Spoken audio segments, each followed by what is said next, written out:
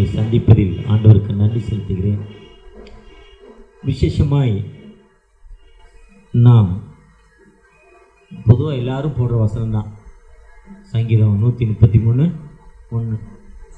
என்ன சொல்லுது? யூனிட்டியை பற்றி தான் சொல்கிறார். நம் கடவுள் மூவொரு கடவுள், அவர் ஒன்றாக இணைந்து பணி செய்து தகப்பன். யூனிட்டி வார்த்தைன்றது அந்த வார்த்தை தேவனத்திலும் தேவனாக இருந்தது. வார்த்தை அனுப்பி குணமாக்கி அதிலே தேவன் வானத்தையும் பூமியும் சிருஷ்டித்தார். இப்படி அந்த வார்த்தையும் ஆவியானவரும் பிதா குமாரன் பரிசுத்தாவின் திரியேக நாமத்தை போல ஒன்றாக இணைந்து பணி செய்யும் ஆண்டவர். நம்முடைய பணி என்பது ஒரு யூனிட்டி. இன்னைக்கு இருக்கிற நிலைமை தமிழகத்திலும் சரி இந்தியாவிலும் சரி ஒரு எழுப்புதலின் காலம் என்று சொல்லலாம். அருமையாக 3 அண்ணன் சொன்னாங்க. எழுப்புதல் 1000 வருஷங்களுக்கு முன்னால் அமெரிக்காவில் வந்துச்சு. ஒரு எழுப்புதல், ஒரு ரிவைவல், ஒரு பெரிய எழுப்புதல் வந்துச்சு. அந்த எழுப்புதல் இப்போ உலகளவில் இந்தியாவில் தமிழகத்தில் சென்னையிலேருந்து எழும்பும் போது அந்த வட சென்னையிலேருந்து தான் எழும்ப போதுங்கிறார். அவருடைய ஜபத்தில் வட சென்னையிலேருந்து தான் எழுப்புதல். வட சென்னையில் எழுப்புதல் தான். வட சென்னை வடக்கு, தெற்கு, மேற்கு, கிழக்கு, மத்தியம், இத்தனை ஐக்கியங்கள். இவர் ஒரு ஐக்கியம், ரூபன் ஐயா ஒரு ஐக்கியம், இவர் ஒரு ஐக்கியம், தலைவராக இருக்கிற ஒரு ஐக்கியம், நிறைய ஐக்கியம் வந்துக்கிட்டே இருக்குது. ஆனால் ஒன்றாக கூடி இப்போ தேசத்துக்காக நீங்கள் ஜெபிச்சிருப்பீங்க, நேரம் நேரம் ஜெயிச்சிருப்பீங்க. வருகிற தேர்தல் செலெக்ஷன் நீங்கள் இப்போவே தினம் ஒரு நாளைக்கு ஒரு குறிப்பிட்ட டைம் நீங்கள் ஃபிக்ஸ் பண்ணி இவ்வளோ நேரம் ஜெபிப்பேன், இல்லை ஒரு ஜெபத்தில் ஒரு குறிப்பிட்ட அதுக்கு ஒரு நிமிஷம் 2 நிமிஷம் இல்லை 5 நிமிஷம் ஒரு நல்ல யூனிட்டி, நல்ல ஒரு தலைவர்கள். ஏன்னா இன்றைக்கி இந்தியாவுக்கு ஃபுல்லாக காஸ்பல் போகணுன்னா தமிழகத்திலேருந்து மட்டும்தான் போக முடியும். தமிழகத்துலேயும் சென்னை, திருநெல்வேலி, தூத்துக்குடி தான் நம்பர் 1. ஏன்னா திருநெல்வேலி சென்னை மக்கள் தான், திருநெல்வேலி தூத்துக்குடி மக்கள் தான் நிறைய பேர் சென்னையில் இருக்காங்க. அவங்க தான் நிறைய பேர் இருக்காங்க. அப்போ அதுக்கு மோஸ்ட் இம்பார்ட்டன்ட் சென்னையில் தான் காஸ்பல் போகணும்.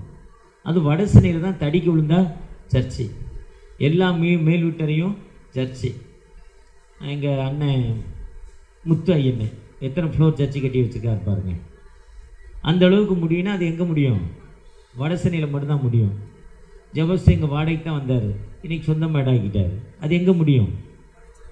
மாமனார் ஒன்று சொத்தை விற்று கொடுக்கலையே, கொடுத்தாரா? கொடுக்கல. ஜபம் பண்ணார், முழங்கால் நின்னார், அவ்வளோதான். இவர் 2 மாடி கட்டியிருக்காரு. அதுக்கு அவங்க மாமியார் வீட்டில் இருந்தால் துட்டு வந்தது, அவங்க வீட்டில் ஒன்றும் கிடையாது. முழங்கால் கத்தட்ட காத்திருந்தாலும் அந்த ஜெபிக்கிற அந்த தன்மை, மக்கள் இருக்கிற தன்மை இருக்கிற இடம் சென்னை தான், வட சென்னை தான். நீங்கள் நார்த் இந்தியாவில் போய் கிறிஸ்டின் சொன்னாலே வீடே தர மாட்டேங்கான், ஜெபம் பண்ணக்கூடாதுங்கிறான். சென்னையிலே நிறையா வீடு, நான் கிறிஸ்டின் தான், இங்கே ஜெபம் பண்ண யாரும் வரக்கூடாது, அப்போ நான் வீடு தரேங்கிறாங்க. சென்னையில் இன்றைக்கி அந்த நிலைமை இருக்குது. சென்னையில் அந்த நிலைமை இருக்குது. எத்தனை பேர் ப்ராக்டிக்கலாக அனுபவிச்சிருக்கீங்களோ தெரியல. இந்த நிலைமையில் இந்த வசதி இருக்கிற நீங்கள் நானும் இன்றைக்கி இந்த ஐயா வந்திருக்காரு. யாருக்கு பிஏ? தாவீது ராஜாக்கு பிஏ. தாவீது ராஜாக்கு பி. நீங்கள் பிஏவா அவரா? 2 பேரும் நண்பர்கள். ஐயா பேர் என்ன? டேனியல் ஐயா. எலினர். எவ்வளோ பிரச்சனை இந்த எலினரில். இருந்தாலும் சொத்துக்கள், பிஸ்னஸில் இருக்கிற பணத்தெல்லாம் விற்று 3 ஃப்ளோர் கட்டி வச்சு, கீழே வீடு வாசல் இல்லை, மேலேயும் கட்டியிருக்காரு இல்லை, நடுவில் சர்ச்சுக்கு மட்டும் அழகாக ப்ரிப்பரேஷன் பண்ணி வச்சுருக்காரு சர்ச்சு நடத்துறதுக்கு. எவ்வளோ எதிர்ப்புகள் மத்தியில் அது இருக்க முடியுது. ஆனால் அங்கே இருக்க முடியல. அப்படிப்பட்ட நிலைமையில் நாம் என்ன பண்ணணும்னா ஜெபிக்கணும். ஜெபிக்கிறது மட்டும் இல்லை, இன்றைக்கி இயேசு நல்லவர், இயேசு ரட்சிக்கிறார், இயேசு சுகம் அளிக்கிறார் சொன்னால் ஒரு வயலும் கேட்குறதில்ல, ஒருத்தர் கூட கேட்குறதில்ல. அங்கே போய் அங்கே என்ன சமுதாய பணி அதை செய்யணும். காலையில் அழகாக வாட்ஸ்அப்பில் ஒரு கதை கேட்டேன். வேகமான ரயில்வே ஸ்டேஷன் ஹவுரா, ரொம்ப ஸ்பீடு, இந்தியாவிலே பெரிய ரயில்வே ஸ்டேஷன் ஹவுரா. ஜபஸ்டின் வந்திருக்கிறாரு, அவரா. வேறு யார் வந்தீங்க? ஹவுரா ஸ்டேஷன். நீங்கள் வந்தீங்க நீங்கள் வந்திருக்க ஹவுரா ஸ்டேஷன். இந்தியாவிலே பெரிய ரயில்வே ஸ்டேஷன், அதிக ட்ரெயின், ரொம்ப நீண்ட போக்குவரத்து. ஒருத்தர் செல்லில் சண்டை போடுவான், ஒருத்தர் சந்தோஷமாக பேசிக்கிட்டு போவான், ஒருத்தர் செல்லை என்ன பண்ணுறேனே தெரியல, ஒருத்தர் வேகமாக ஓடி போவான், ஒருத்தர் நின்று இருப்பான், ஒருத்தனை பார்க்க மாட்டான், ஒருத்தனை அந்தளவுக்கு ஸ்பீட் ஸ்டேஷன். நான் ஒரு தடவை 2 தான் ஹவுரா போயிருக்கேன். அங்கே ஷேல்டா ஸ்டேஷனில் நிறைய தடவை, ஏன்னா நமக்கு எக்மோர் மாதிரி அங்கே ஷேல்டா, சவுத்துக்கு போகிற ட்ரெயின்லாம் ஷேல்டாலேருந்து போகும், நமக்கு எக்மோர்லேருந்து. அவங்களுக்கு நார்த்துக்கு போகிற ட்ரெயின்லாம் ஷேல்டாலேருந்து போகும். அது கொஞ்சம் சின்ன ஸ்டேஷன். அவராவிடல ஒரு நாளில் ஒரு பகுதி தான். நான் அவராலேருந்து 1 or 2 டைம் தான் போயிருக்கேன். ரொம்ப ஸ்பீடு, பயங்கரமான ஒரு ஸ்பீடு. அந்த ஸ்டேஷனில் ஒரு கண்ணு தெரியாத மனிதன் நடந்து போகிறார். ஒருத்தர் செல்லில் ஜாலியாக பேசிட்டு போகிறாரு, ஒருத்தர் வாட்ஸ்அப்பில் கதை கேட்குறாரு, ஒருத்தர் வாட்ஸ்அப்பில் பாட்டு கேட்டுட்டு போகிறாரு, ஒருத்தர் கூட சண்டை போடுறாரு, ஒருத்தர் அப்படி ஏதோ நிகழ்வுகள் நடந்து கொண்டே இருக்கு. ஆனால் அந்த கண்ணு தெரியாத மனிதனை யாரையோ கவனிக்கலை. அதில் ஒரு வாழ்வு மகள் மட்டும் அந்த மனிதனை பார்க்கிறார்.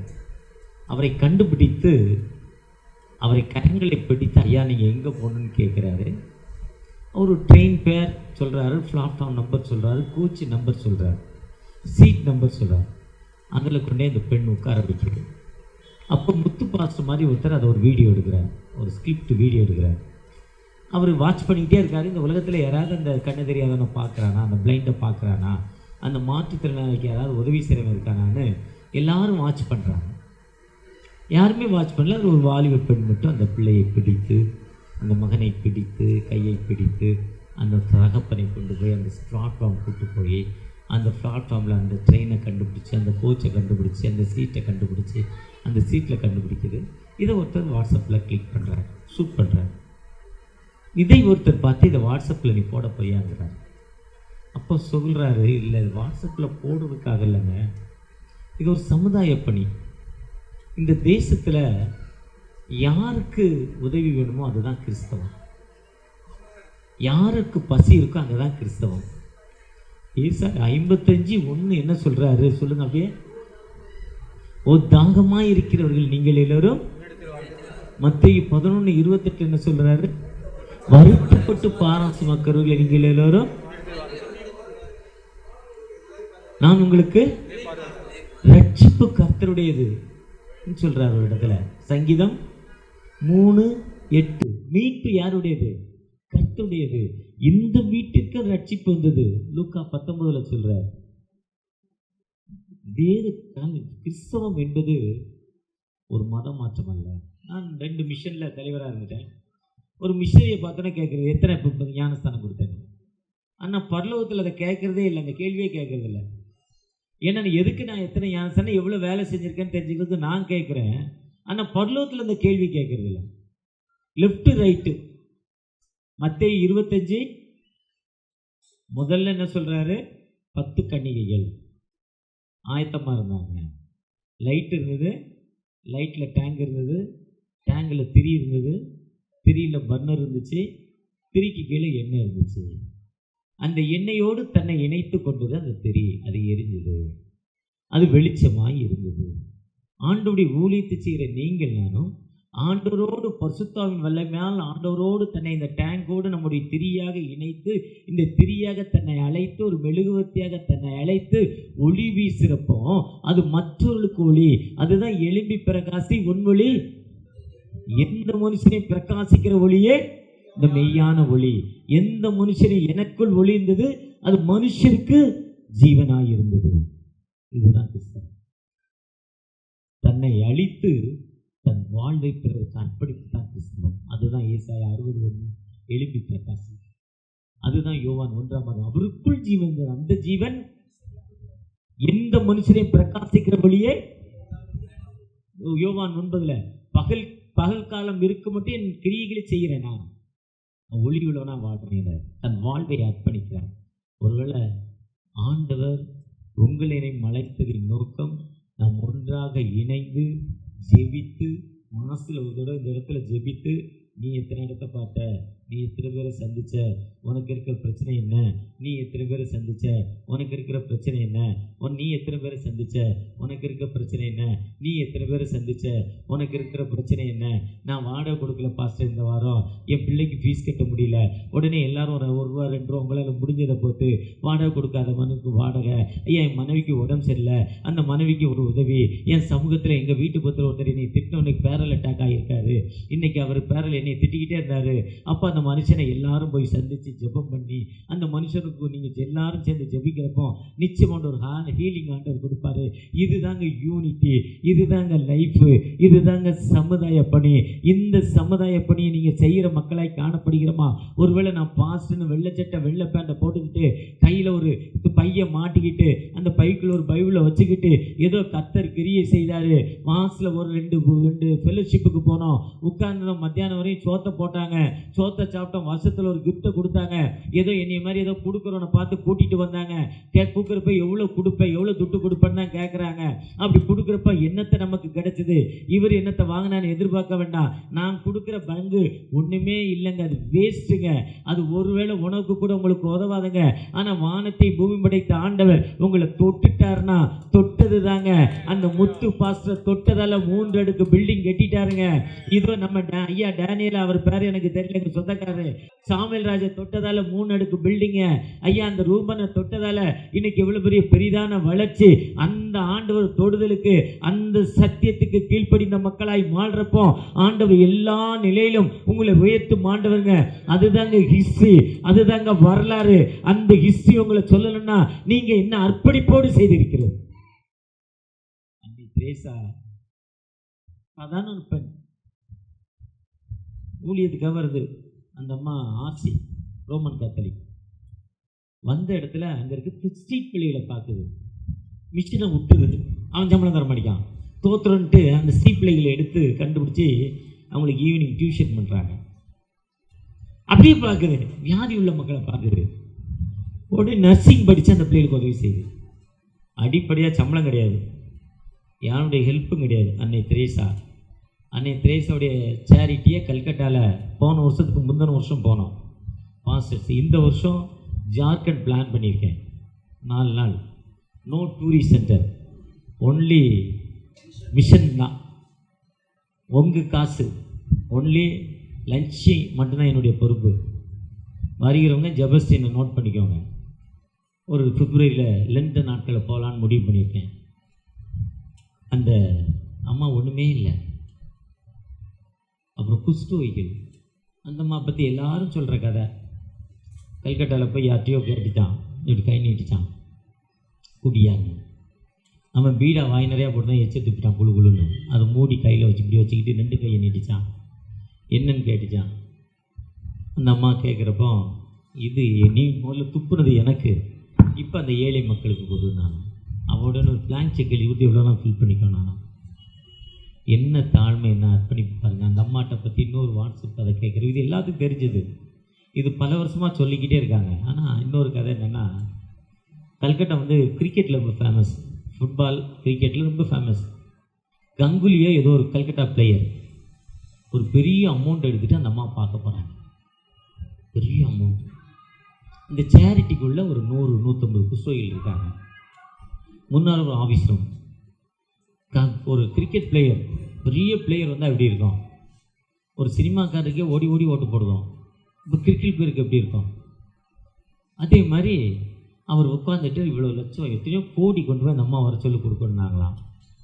அந்த அம்மாட்ட போய் சொல்லியிருக்காங்க. அவங்க போனவங்க வெயிட் பண்ணுங்கள், அம்மா வருவாங்கன்ட்டாங்க. இவர் ரொம்ப நேரம் கிரிக்கெட் பிளேயர், ஒரு டைமிங் அவருடைய ப்ரோக்ராம் வரல. இவருக்கு டென்ஷன் ஆகிட்டாங்க. நான் பிளேயர், இவ்வளோ க்ரோ பணம் வச்சுருக்கேன், இவ்வளோ இந்த சேரிட்டிக்கு கொடுக்க வந்திருக்கிறேன், நான் கூப்பிட்டோன்னே இந்த அம்மா மதித்து வரலேட்டு ரொம்ப கோபமாக எழுந்து கிளம்புனாராம். கிளம்புனாலும் இருந்தாலும் அந்த அம்மா என்ன தான் பண்ணுது, என்ன தான் சொல்லுதுன்னு போய் பார்த்தாராம். ஒரு 5 பில்டிங் தள்ளி பார்த்தா ஒரு குஷ்டோகியுடைய கால்களை தொட்டு அந்த அழுக்கை எடுத்து மருந்து ஊற்றி அவனை கெட்டிக்கிட்டு இருந்தான். இவர் அப்படியே அர்ப்பணிச்சிட்டாராம். நான் கொடுக்குற பணம் பெருசு இல்லைடா, இந்த மகனுக்கு என்னையால் ஊழியம் செய்ய முடியுமா, அந்த மகனுக்கு உதவி செய்ய. ஊழியங்கிறது அதாங்க ஊழியம். ஏதோ ஊழியக்காரன் அங்கே போய் ஜோம் பண்ணிவிட்டு 50-100 வாங்கிட்டு வர பாருங்க, அது கலெக்ஷன், நோ ஊழியம். இதாங்க உன்னத பணி, இதான் சர்வீஸுங்க. ஊழியம் என்பது சர்வீஸ். அந்த அம்மா அப்படி சர்வீஸ் பண்ணதான் இன்னைக்கு சேரிட்டி ஆஃப் இந்தியா. அன்னை தெரேசா, அந்த வயதான பாட்டி, இன்றைக்கி அந்த ஆர்ட்ஸ் இன்ஸ்டியூஷன் கூப்பிட்டு அந்த அம்மாவுக்கு பரிசுத்தருங்கிற ஒரு பட்டத்தை இறந்த பிறகு தான் கொடுப்பாங்க, இருக்கப்போ கொடுக்க மாட்டான். அந்த அம்மாக்கே தெரியாது, தெரியுமான்னு தெரியாது, பரிசுத்த பட்டம் தெரியாது. இறந்த பிறகு தான் கொடுத்தா பிறகு எப்படி அந்த அம்மாவுக்கு தெரியும்? ஒருவேளை மேலே வானவத்தில் போய் அவர் அம்மா சொன்னாங்களே போய் பார்த்தா தான் தெரியும். நான் கொடுத்தவே போக மாட்டானே. அவன் ஆட்சி, ஆனால் அவன்கிட்ட காஸ்பல் இல்லை காஸ்பல் விட்டு கொடுக்குற தன்மை இல்லை, தாழ்மை இல்லை. நீங்கள் ஒரு பாஸ்ட்னு ஆசிஸ் சர்ச்சுக்குள்ளே போக மதிக்க மாட்டான் உங்களை. ஒரு ரெவரண்ட்டுன்னு போக மதிக்க மாட்டான்.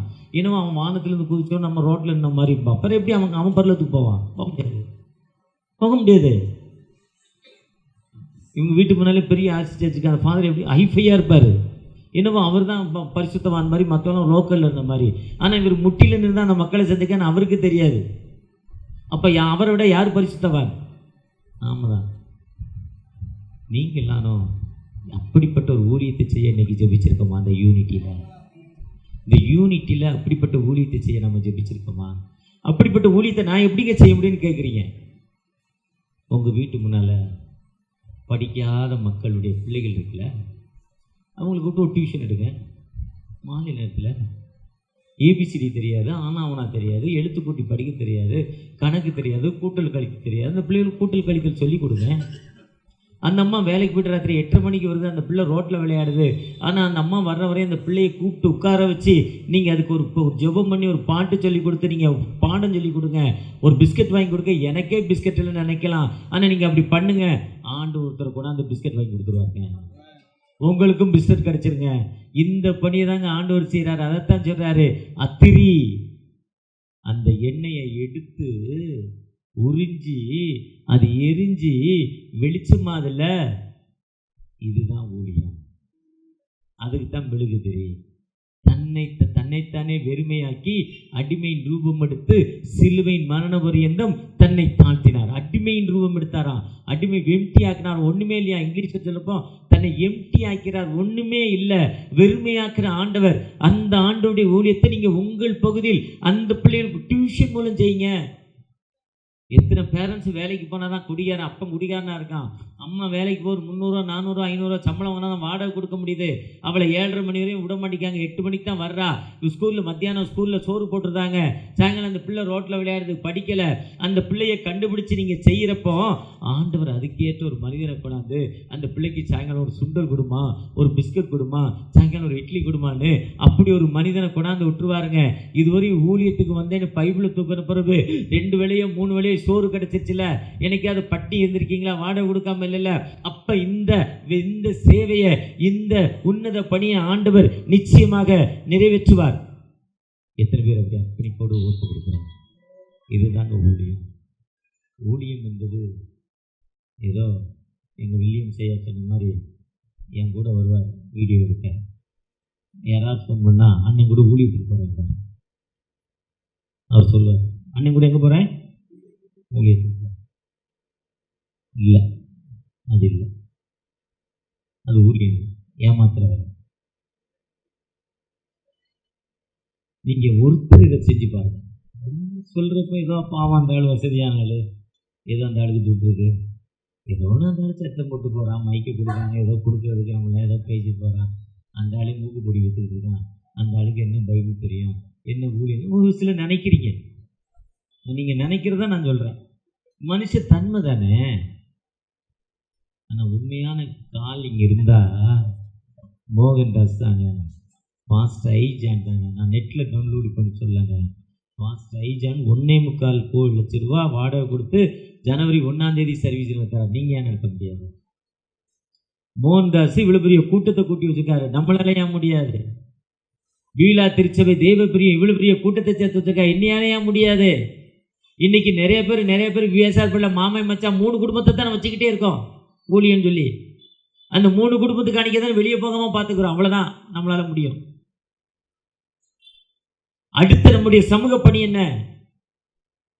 அன்னைக்கு தென்னிந்திய சென்னை பேராயம் பெரிய கூட்டம் நடத்துறாங்க, அதுல மோகன்தாஸை கூப்பிடுறாங்க.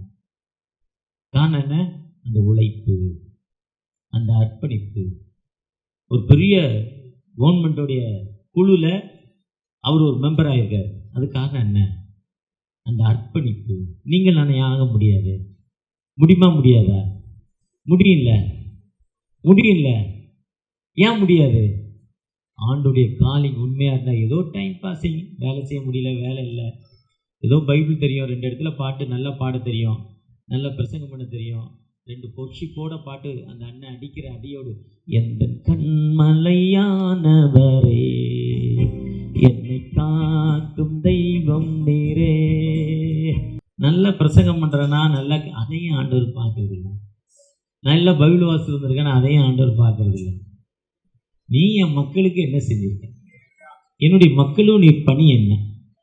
இன்னைக்கு எளிநேரில் இருக்க மக்கள் இந்த எதிர்ப்பின் மத்தி இன்னைக்கு வடசென்னையில் அதிகமான எதிர்ப்பின் பகுதி தான் எளிநேர்.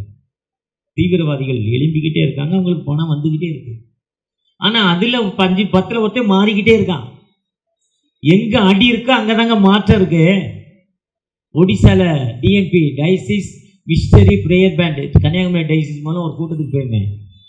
ஒரு அம்மா பாட்டு பாடுறாங்க, ஒர்க்ஷிப்பில் அதை ஆடுது, அதை உட்காந்துருக்கு, அது தன்னாலே அதுக்கு டான்ஸ் வருது. நான் ஒரு 1/2 மணி நேரம் பார்த்துக்கிட்டே இருந்தேன். நீண்ட தூர பயணம், ரொம்ப கஷ்டப்பட்டு டெரரிஸ்டாக போனோம் நானும் என் மனைவியும். ஆனால் அந்த அம்மாவை பார்த்து டான்ஸ் ஆடிக்கிட்டே இருந்தேன். அந்த அம்மா ஆடுது ஒர்க்ஷிப்பில், அந்த அம்மா தன்னறியாமல் அந்த பாடி லாங்குவேஜ். அப்போ கூப்பிட்டு யார் இந்த அம்மா, எதுக்கு இப்படி ஆடுறாங்க கேட்டேன். Who is this, what happen to you, என்ன செய்யுதுன்னு கேட்டேன். ஒன்றும் இல்லைங்க, அவங்க கிராமத்தில் அந்த அம்மா முதல் கிறிஸ்டின், சர்ச்சை ஆரம்பித்தாங்க, வீட்டை பிச்சு போட்டுட்டாங்க. அந்த அம்மா பிச்சு போட்டோன்னா கணவரும் மாறினார், 2 பேரையும் அடித்து விரட்டாங்க. பிறகு அவங்க பிள்ளைகள்லாம் மாறினாங்க. பிறகு திரும்பவும் அடித்தாங்க, அடி வாங்கிட்டு பிறவும் அது வேலை செஞ்சுது. அடி வாங்கிட்டு திரும்பவும் வேலை செய்கிறப்போ அவங்க ஃபேமிலியில் பாதி பேர் மாறிட்டாங்க. திரும்பவும் அது உடலை, இப்போ ஊரே பாதி ஆகிருக்கு. இப்பவும் அடிக்கிறேன், அடியை வாங்கிட்டு திரும்பவும் அந்த அம்மா இருக்கு.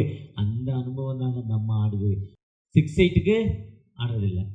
உண்மையாக ஆண்டவர் எனக்கு வாழ்வு கொடுத்தாங்க, அந்த ஆண்டவர் என்னோடு இருக்கிறார். அந்த பிரதிபலன் நீங்கள் ஃபுல் பீட்டில் வந்து நீங்கள் சொல்கிறப்போ அந்த பிரதிபலன், இந்த பாஸ்ட் வந்தாருங்க, எங்கள் வீட்டில் ஜோம் பண்ணாருங்க, எங்கள் வியாதி நீங்கிச்சு, என் பிள்ளைய ஸ்கூலில் சேர்த்தாருங்க, பிள்ளைக்கு ஃபீஸ் கட்டினாருங்க, என் கணவருக்கு உடம்பு சரியில்லை, கையால் விழுந்துருச்சுங்க, இவர் வந்து என் கணவரை தூக்கி பார்த்து செஞ்சாருங்க, இதுதாங்க ஊழியன். அந்த அம்மா சாட்சி சொல்லுது பாருங்க. நீங்கள் மலையில் மேற்கு பட்டணமாய் ஆண்டவர் எல்லா நிலையிலும் உயர்த்தும் ஆண்டவராய் அந்த ஆண்டவர் நம்மோடு கடந்து வந்திருக்கிறார். அந்த ஆண்டவரை நோக்கி பார்த்த முகங்கள் ஒரு காலம் வைக்கப்பட்டு போனதில்லை. ஒருவேளை இன்னைக்கு இந்தியாவில் கிறிஸ்தவம் நிற்குதுன்னா அப்படிதான், அதனால தான் நிற்கிது. இல்லை இந்தியாவில் விட்டுருக்க மாட்டான்.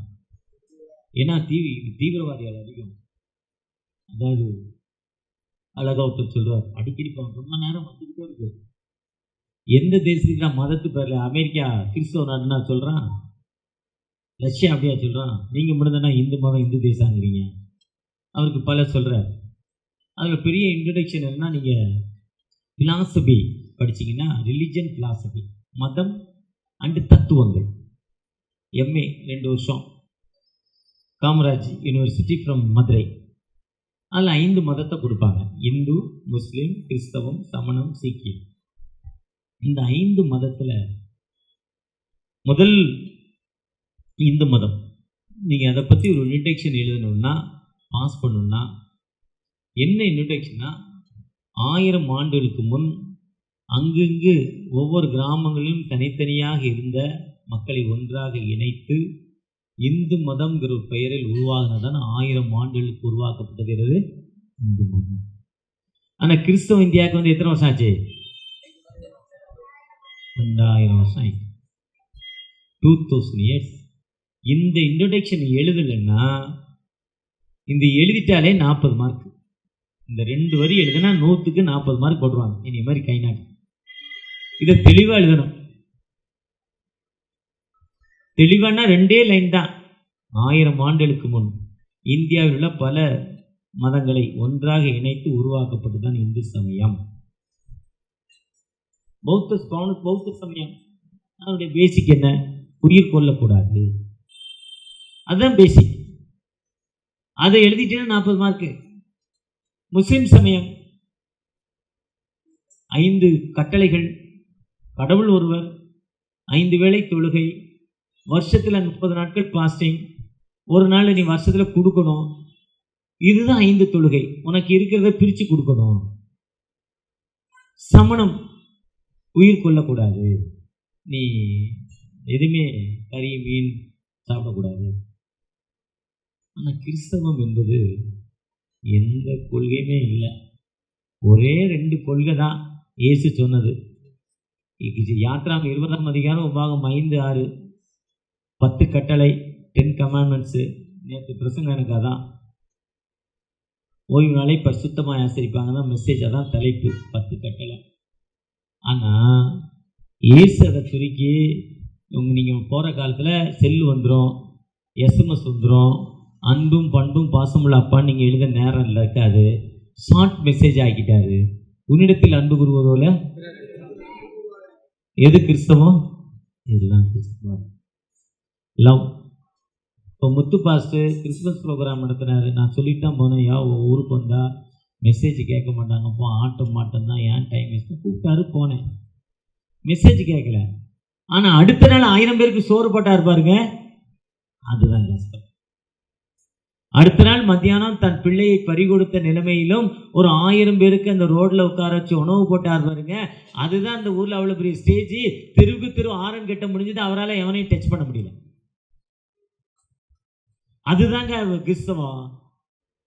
ரொம்ப கோவப்பட்டேன். ஆனா நாளைக்கு வந்துருங்க, சாப்பாடுக்கு ஜோம் பண்ணணும்னாரு. என்னையே பால்ராஜ் ஐயரை ஜபாஸ்டின்னு நானும் வர்றேன்னா இதே மாதிரி வேலை பழுவு என்னால் போக முடியல. 2 மீட்டிங்கை கேன்சல் பண்ணிட்டேன் இன்னைக்கு. என் மீட்டிங் 1000 பேருக்கு சோறு போட்டார் பாருங்க, இதுதான் கிறிஸ்தவம். அதே நேரத்தில் இன்னும் அங்கே நீங்கள் என்ன பண்ண, ஒரு டியூஷன் சென்டர் ஆரம்பி, மத்தியானம் 5 ஏழைகளுக்கு உணவு கொடு, கைவிடப்பட்ட பெண்கள், கைம்பெண்கள் உணவு கொடு, கொடுக்கணும்னு ஜெபம் பண்ணு. சார்ஜ் முல்லர் பெரிய சர்ச்சு நடத்துறாரு, பெரிய சர்ச், ஜிஎல் மூடிக்கு அப்புறம் சார்ஜ் முல்லர் பெரிய சர்ச். சார்ஜ் முல்லர் ஆண்டவர் பேசுறார், இவர் ஹாஸ்டல் ஆரம்பின்னு. இதே மாதிரி சர்ச்சில் சொல்கிறார், கடவுள் என்னைய சொல்கிறாரு ஹாஸ்டல் ஆரம்பிக்க சொல்கிறாரு. சர்ச்சில் இருந்து ஆரம்பிக்கும் ஹோம். சர்ச்சுக்காரன் ஒத்துக்க மாட்டேன்ட்டான், பணம் தர முடியாதுங்க.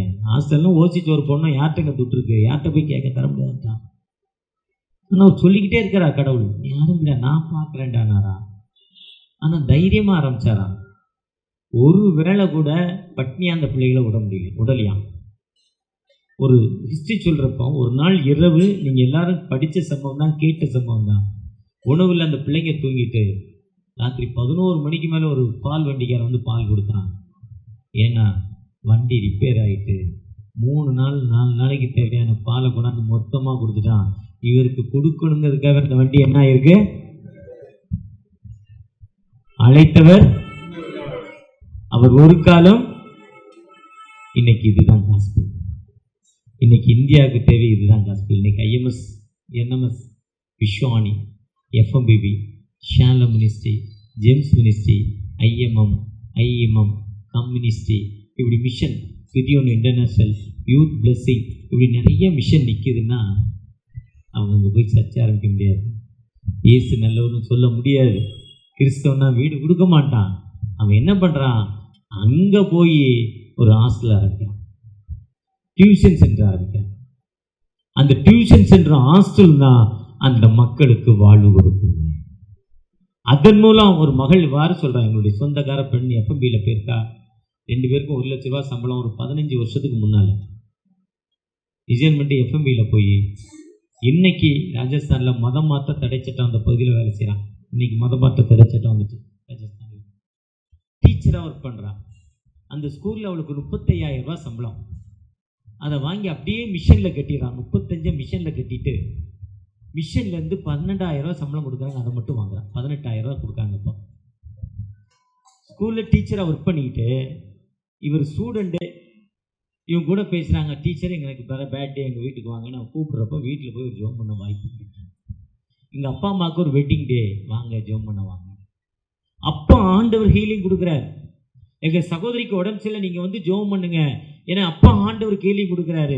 இதன் மூலம் தாங்க காஸ்பல் இன்னைக்கு சொல்ல முடியுது. இந்தியாவில் வட மாநிலத்தில் போன உடனே ஏசு நல்லவர், ஏசு ரட்சிக்கிறார். ஏதோ ஒரு ஸ்பான்சர் கிடைச்சாரு, சர்ச்சை துட்டு கொடுத்தாரு, துட்டை கட்டினோம், சர்ச்சை கட்டினோம், துட்டு மாதம் ஒரு அமௌண்ட் போய் நின்னோன்னா 1ஆம் தேதியான ஒரு 200 300 300 1000 2000 கொடுக்குற ஸ்பான்சர்ஸே கிடையாதுங்க. அங்கே வெல் விஷஸே கிடையாதுங்க. அப்படிப்பட்ட நிலையில் ஆண்டவர் நல்லவர்னு சொல்கிறாருன்னா, அந்த ஒடிசால அந்த அம்மா அடி வாங்கி அந்த அடியை தாங்கி கைராக்கியமா வாழ்ந்ததால அந்த கிராமத்துல 70 விழுக்காடு கிறிஸ்துவ மக்கள் வாழ்ந்து கொண்டிருக்காங்க. நீங்கள் நானும் இன்னைக்கு அந்த மக்களுக்காக ஒரு ஜெபிக்கிற மக்களாய், ஒரு அர்ப்பணிப்புள்ள மக்களாய், அது மட்டுமல்ல அதே பணியை இன்னைக்கு நீங்கள் நானும் தமிழகத்துல, சென்னையில, வட சென்னையில நீங்க அந்த ஏழை மக்களுக்கு செய்யறப்போ அந்த தீவிரவாதிகளால் நம்மள தொட முடியாதுங்க, தொடவே முடியாது. பிராக்டிக்கலா பஞ்சாப் வைசாக் பக்கத்தில் பாடேர் இறக்குங்கிற ஊர் பிராக்டிக்கலாக இருக்கு. அந்த ஊரில் ஒரு தீவிரவாதி 4 பேர் வந்தான். அங்கே ஒரு hostel, ladies hostel, gents hostel, ஒரு சர்ச், ஐஎம்எஸ் பண்ணித்தலாம். வந்தோன்னா கூப்பிட்டா, மதராசிலேருந்து வந்தால் பெரிய ஆளடா, நாளைக்கு வருவேன், இந்த சிலுவையை அவுத்துறணும், இருந்தால் கையால் எடுத்துட்டு போயிட்டான். அந்த ஆள் ரொம்ப பயந்துருவனே 2 பசங்க, ஒய்ஃப் இல்லை, 2 பையங்க. ஐயோ அம்மா என்ன நடக்குமோன்னு அழுது புலம்பி இந்த ஊருக்காரங்களை கூட சிலுவையா விட்றாங்கிறான். ஊருக்காரங்க எதுக்குடான்னா, யாரோ 2 பேர் இப்படி போனாங்க, இறங்குனாங்க, நாளைக்கு சிலுவை தான் வெட்டிடுவேங்கிறாங்க, எதுக்குப்பா அந்த சிலுவை, என்ன பண்ணுறது? எவன் சொன்னான்? வரட்டும், நீ அவுக்காத, நாங்கள் பார்த்துக்குறோன்ட்டான். நான் வரட்டும், நாங்கள் பார்த்துக்குறோன்ட்டான். அவன் கெஞ்சிறான், கூத்தாடுறான், அவுத்துறியா, அவுத்துருப்பா, அப்பா என் உயிரை காப்பாத்துப்பா, எங்கள் சொந்த ஊருக்கு போகணும். அவன் பயந்து சாகுறான். எரியா பார்க்கலாம். அடுத்த நாள் வந்தான், திரும்ப கூப்பிட்டா மிரட்டினான். அந்த 2 பேர் வந்தான், ஊருக்காரன் வந்தான். நீ யார்றான்னா, நான் சோறு இல்லாமல் இருந்தேன்ல, நீ வந்தியா? ட்ரெஸ் இல்லாமல் இருந்தேன்ல, வந்தியா? நான் கல்வி இல்லாமல் இருந்தேன், நீ வந்தியா? அன்னைக்கு வராத நாய் இன்னைக்கு என்னடா வந்து அவருன்னு சொல்ல, நீ யாரா? கைகால ஒன்றி எடுத்துரும் ஓடிடுறான்ட்டான். இதுதான் இன்னைக்கு மிஷினரி அங்கே நிற்கிறாங்க. இது ப்ராக்டிக்கலாக 5-6 வருஷத்துக்கு மேலே நடந்த சம்பவங்க. போன வருஷத்தில் பீகாருக்கு நான் போயிட்டு வந்திருக்கிறேன். பீகார் பாட்னாவில் இறங்கி அப்போ தான் அந்த நதியில் கொஞ்சம் பேர் செத்துருக்கான். பாட்னாவில் அங்கே சந்திரசேகர்னு ஒரு மிஷினரியை பார்த்து அடுத்த நாள் ஒரு மிஷினரியை பார்த்துட்டு வந்திருக்கேன். அதே மிஷினரி வீட்டில் போய் ஒரு ரயில்வே ஸ்டேஷன் ட்ராக் பக்கத்தில் மிரட்டுறாங்க. நேற்று இந்த கடந்த வெள்ளிக்கிழமை சென்னைக்கு வந்திருந்தார். அந்த பாஸ்ட் ஓடிட்டார் உயிரை. ஆனால் அந்த அம்மா சொல்லுது, நீ தூக்கில் இட்டாலும், நீ குத்தினாலும் ஏசு எனக்கு நல்லது, ஏசு எனக்கு அற்புதம் செய்கிறார். அவன் வீடியோ எடுத்து போட்டு 2 நாள்ல அந்த யூடியூப்ல இருந்து அவனே எடுத்துட்டான், திரும்பிப்பட்டான். ஏன்னா அதை கேட்கறவங்க கிறிஸ்டனா மாறிட்டான் நிறைய பேர். இது நடந்த சம்பவம். சும்மா பைய தூக்கிட்டு நான் பாஸ்டர்னு அலைஞ்சு நோ யூஸுங்க, நோ யூஸ். கடவுள் உன்னை அழைத்தவர் உண்மையுள்ளவராக இருக்கிறார். உனக்கு சஃபாரி வேணுமா, பேண்ட் ஷர்ட் வேணுமா, என்ன வேணும் அதை தருவார். ஆனால் என்ன பண்ணணும்? வெயிட் பண்ணணும், காத்திருக்க வேண்டும். காத்திருக்கிறப்ப அழைத்த தெய்வர் உண்மையுள்ளவர். அந்த ஆண்டவர் எல்லா நிலையிலும் உயர்ந்து நம்மை வழிநடத்தும் ஆண்டவர். அந்த ஆண்டவற்றை தகப்பனே என்னை பிளஸ் பண்ணுங்க, என்னை ஆசீர்வதிங்க, உங்களுடைய கிருபை எனக்கு தாங்க தகப்பனே, உங்களுடைய இரக்கத்தை எனக்கு தாங்க தகப்பனே, உங்களுடைய வழிநடத்தலை எனக்கு தாங்க தகப்பனே என்று பார்க்கப்போம். அந்த ஆண்டவர் நம்மளை உயர்த்தும் ஆண்டவர். டெலிவரி ஸ்லாட், விடுதலை நாயகன் நம்மோடு இருக்கிறார்.